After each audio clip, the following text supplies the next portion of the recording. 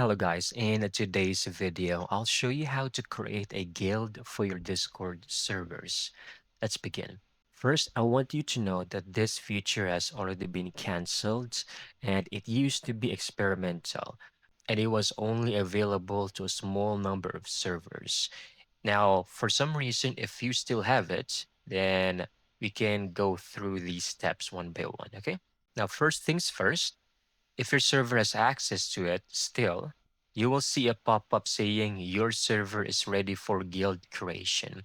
You can head over to your server settings over here, click on your server, choose server settings, and if you're eligible, you will see a create a guild option right on your left side panel, okay?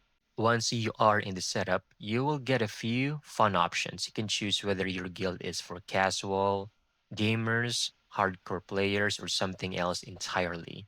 You can also define your target audience, topics, and even give badges to special members.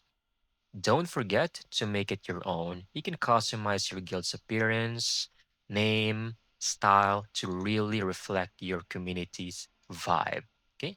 If you don't see this guild option, don't worry. It just means your server has not been selected previously, and also this has already been cancelled. So that's it. That's how you can easily create a guild on your Discord servers. I hope you found this video very helpful.